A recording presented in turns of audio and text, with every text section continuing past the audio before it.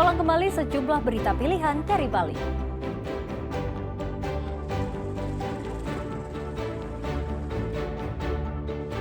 Truk sampah serbu kantor gubernur. Memprotes penutupan TPA Suwung Denpasar.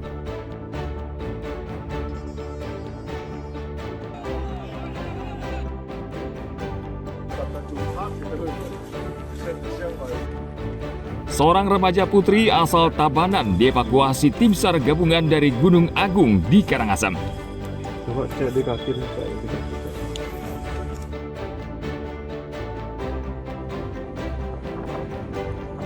Paus sepanjang 5 meter terdampar di perairan utara dermaga LCM Gilimanuk.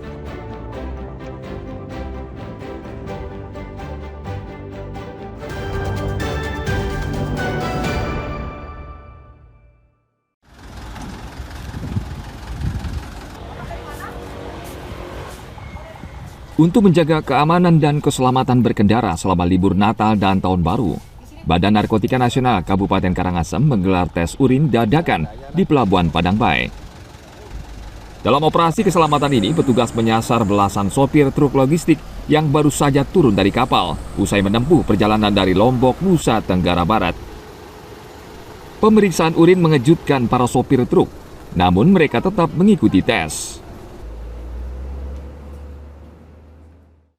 Untuk himbauan, kita mengimbau kepada masyarakat, khususnya supir-supir, biar tidak menyalahgunakan narkotika dalam beraktivitas, dan semoga aktivitasnya berjalan dengan lancar.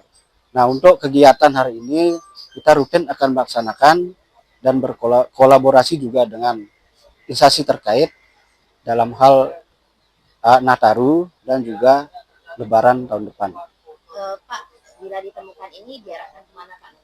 Kalau misalkan ada salah satu yang ditemukan positif, kita anjurkan untuk rehabilitasi. Jadi tidak proses hukum Pak ya? Karena ini sifatnya deteksi dini, jadi kita arahkan ke rehabilitasi dan tidak di proses hukum. Dari 13 sampel yang diperiksa, seluruhnya dinyatakan negatif. Meski demikian, petugas tetap memberikan edukasi kepada para sopir agar tetap menjaga kondisi tubuh dan tidak menggunakan obat-obatan terlarang. BNNK saat ini memperketat pengawasan di pintu masuk Bali khususnya selama libur panjang Natal dan Tahun Baru. Tim Liputan melaporkan dari Karangasem.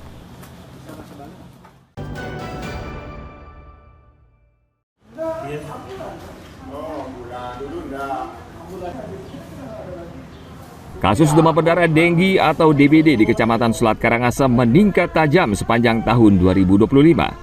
Puskesmas Kecamatan Selat saat ini merawat beberapa pasien dengan kondisi berat sehingga harus dirujuk ke RSUD Karangasem. Tercatat ada 118 pasien DBD dirawat di puskesmas setempat. Jumlah ini disebut lebih tinggi dibandingkan tahun-tahun sebelumnya. Meski angka tergolong tinggi, status DBD belum masuk kategori kejadian luar biasa atau KLB. Kepala Puskesmas Selat Ninyoman Sri Wedayanti menegaskan pihaknya terus berupaya menekan angka penyebaran dengan mengencarkan penyuluhan di 8 desa wilayah kerja Puskesmas Selat. Untuk kasus DBD sampai saat ini, mulai dari Januari tahun 2025, sebanyak 118 kasus. Untuk pasien rawat inap sampai saat ini tidak ada, tapi kemarin ada satu pasien yang sudah dirujuk ke RSUD. Oke, artinya kalau udah di Kecamatan Selat itu memang kasusnya cukup tinggi Bu ya kasusnya? Iya, cukup tinggi tapi tidak sampai menimbulkan KLB, jadi masih terkendali. Oke, upaya yang dilakukan apa aja Bu? Upayanya sesuai himbauan Dinas Kesehatan, lakukan pengendalian.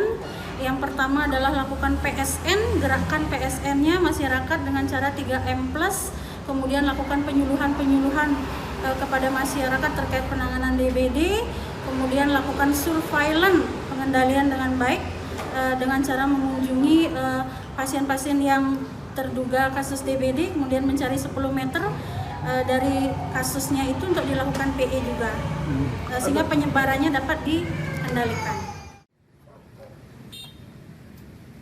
Sejauh ini untuk menekan jumlah penderita DBD, pemerintah kabupaten melaksanakan fogging serta sosialisasi hidup bersih dengan memasang kawat kasa, menggunakan lotion anti nyamuk, hingga memelihara ikan pemakan jentik. Saat ini Puskesmas Selat menyiagakan 4 dokter untuk memastikan pelayanan pasien tetap optimal. Tim Liputan melaporkan dari Karangasem.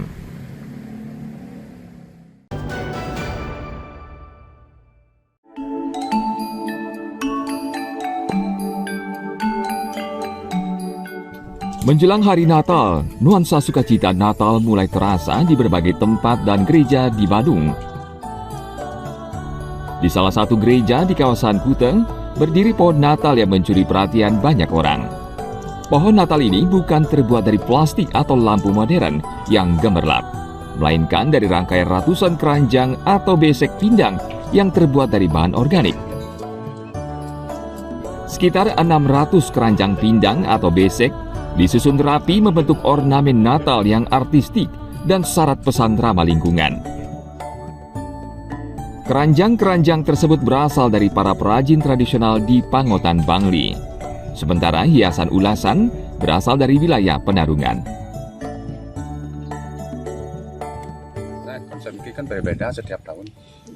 Satu tahun sekali kita pakai tanaman, satu tahun kita pakai yang beda, biar tidak monoton itu aja. Ide ini keluar dari bos kami, Romo Widi Malim Badua, dia sebagai penasehat Yayasan CDD. Nah, konsep itu kita padukan, akhirnya muncullah konsep ini pakai keranjang. Berapa keranjang ikan ini habis, Pak? Kalau keranjangnya hampir 680 kita menghabiskan. Ini mesannya jauh-jauh hari kita masanya di Pangotan, Alading, Bangli. Ya, sedangkan belaraknya hampir 120 kita menghabiskan. Itu pesannya di gereja. Penarung. Awal pembuat niki kita mulai dari tanggal 4 Oktober sampai 30 November. Proses pembuatan pohon Natal memakan waktu hampir 2 bulan. Pekerjaan membuat pohon ini menantang, karena petugas harus menggunakan sabuk pengaman karena tinggi pohon mencapai 7 meter. Mencari ratusan keranjang pindang juga menjadi tantangan tersendiri. Tim harus menelusuri para perajin yang bisa memenuhi kebutuhan untuk pohon Natal ini. Pohon Natal dari keranjang pindang ini tak hanya memperindah suasana Natal, tetapi juga menyampaikan pesan kuat tentang kreativitas, kebersamaan, dan kepedulian terhadap lingkungan. Ana Agung Gede Agung melaporkan dari Badung.